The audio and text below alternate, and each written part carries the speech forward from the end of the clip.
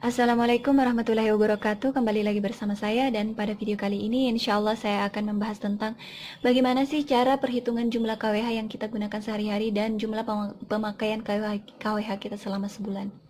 Nah, yang pertama itu karena banyak banget yang request untuk dibuatkan video ini dan banyak banget yang request untuk dibuatkan lebih simpelnya. Jadi saya akan berusaha untuk menjelaskan video ini sesingkat mungkin.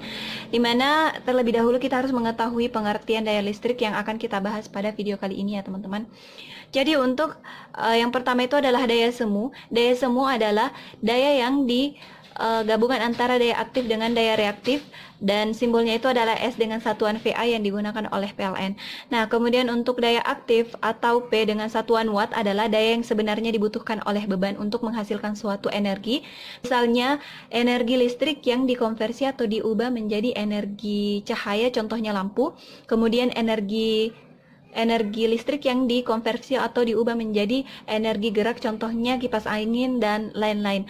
Nah, kemudian untuk daya reaktif adalah di saat terjadi perbedaan fase antara tegangan dengan arus, di mana arus akan tertinggal oleh tegangan ya teman-teman. Jadi saat tegangan dan arus beda fase, daya ini digunakan untuk membangkitkan suatu medan magnet induktor yang dimana akan melalui suatu kumparan seperti itu.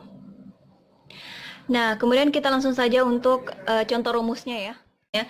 Jadi misalkan kita ingin mengetahui jumlah atau nilai dari nilai atau jumlah watt yang akan kita gunakan pada daya tertentu. Misalkan saja langsung saja kalau untuk rumus daya aktif itu adalah untuk mengetahui daya aktifnya itu adalah sama dengan P V dikali I atau tegangan dikali arus cos pi atau dengan nilai cos pi-nya. Jadi sebenarnya untuk cos pi itu adalah faktor daya atau nilai perbandingan antara besarnya daya aktif dengan besaran daya semu ya teman-teman. Jadi kalau misalkan jika nilai daya semu adalah sama dengan daya aktif, itu maka nilai cos pi-nya atau faktor dayanya itu sama dengan 1. Namun apabila karena penggunaan berbagai peralatan listrik yang menghasilkan induksi magnetit, maka akan menimbulkan suatu daya reaktif. Jadi misalkan aja saya kasih contoh, itu nilainya adalah 0,8 ya teman-teman.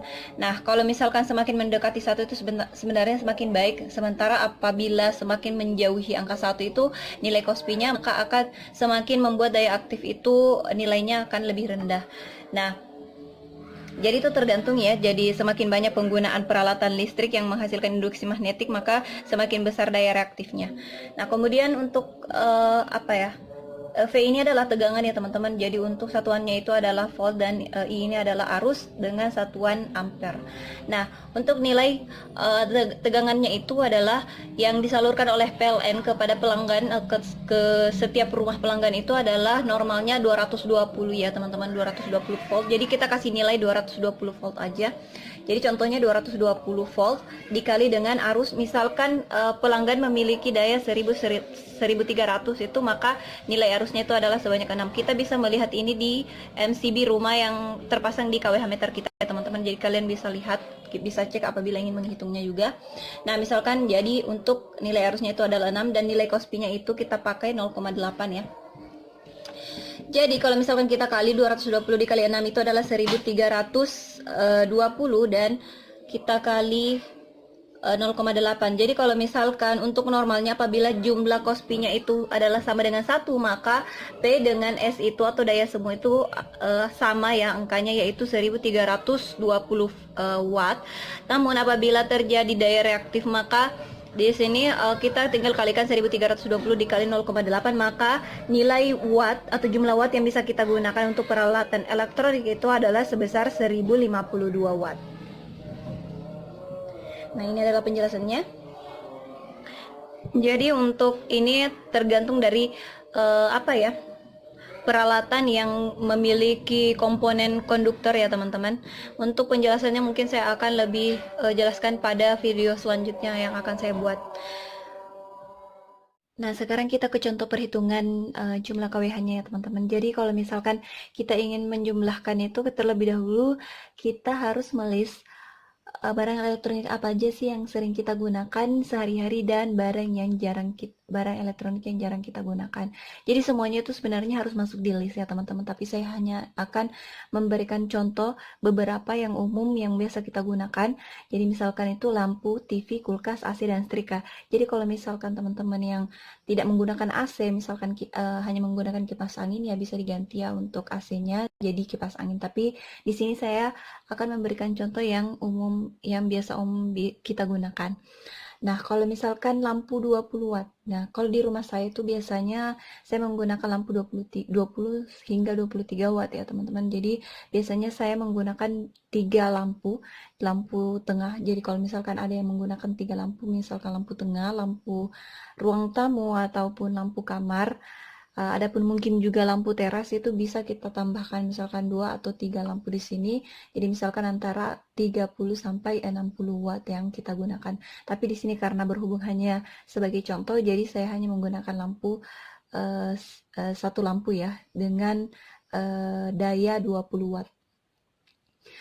Nah, kalau untuk perhitungannya sendiri itu adalah ini adalah pemakaian jumlah jam nyalanya ya teman-teman. Jadi kalau misalkan dalam sehari itu lampu 20 watt yang saya gunakan itu mulai dari sore, dan bahkan juga ada yang biasa menggunakan udah dari pagi hari ya teman-teman, kalau misalkan rumahnya itu agak gelap gitu.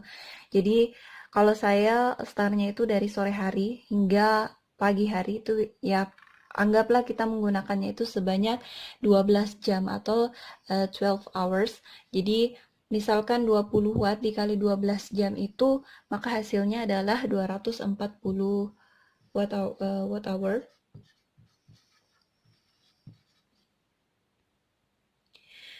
Nah, kemudian untuk TV 100 watt itu kita gunakan 6 jam ya misalkan.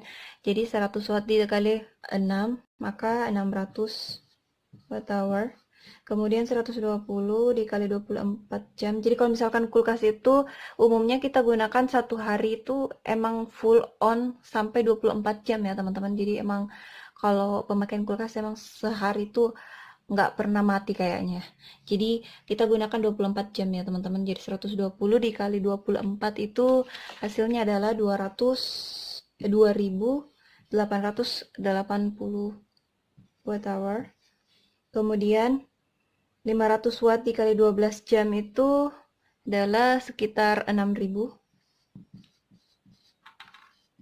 watt hour. Kemudian 305, kita menggunakan, misalkan kita menggunakan setrika yang dayanya itu 350 watt selama 15 menit setiap harinya. Itu contoh aja ya untuk pemisalan. Kalau misalkan 15 menit itu, kalau kita ubah menjadi jam itu kan, kalau diubah ke bentuk pecahan itu sebesar 0,25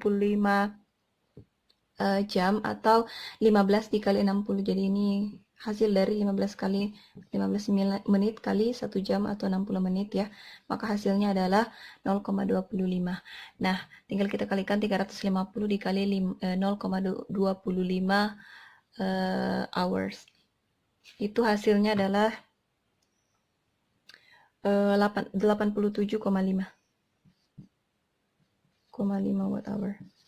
Nah, sekarang kita ubah menjadi kilowatt hour atau kita ubah ke dalam satuan kWh ya teman-teman yang digunakan oleh PLN. Nah, kalau misalkan untuk watt hour itu kita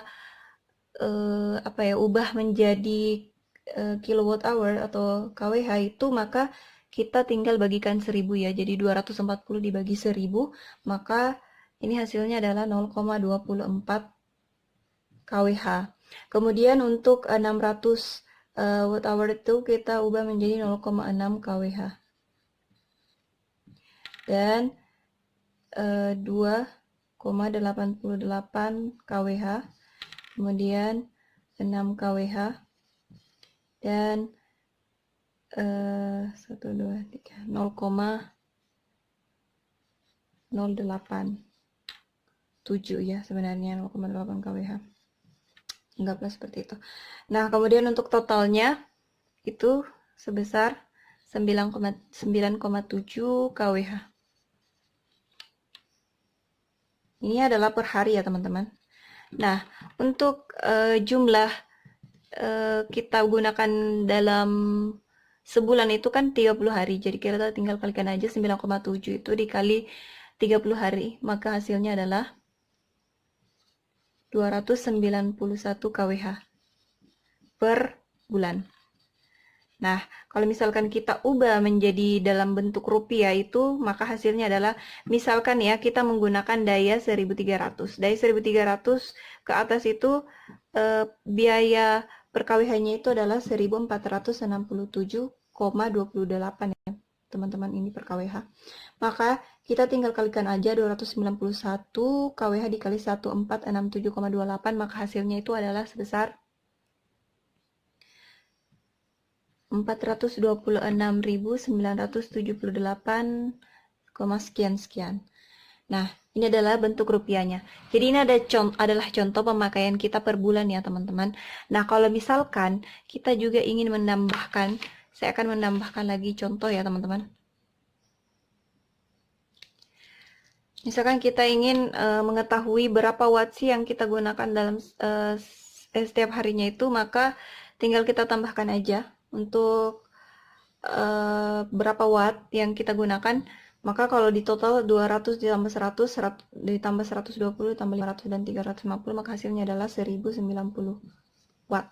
Nah, ini masih sebagian dari pemakaian kita ya. Jadi jangan lupa juga untuk menambahkan listnya, misalkan pemakaian barang elektronik yang lain itu seperti blender, mixer, apa ya, pokoknya semua yang berhubungan dengan pemakaian listrik secara langsung itu kita harus ketahui ya teman-teman. Jadi ini bukan jumlah yang keseluruhan, jadi masih banyak. Kalau misalkan ada yang belum di list itu jangan lupa, yang bahkan jarang kita gunakan juga kita masukkan ke dalam perhitungan.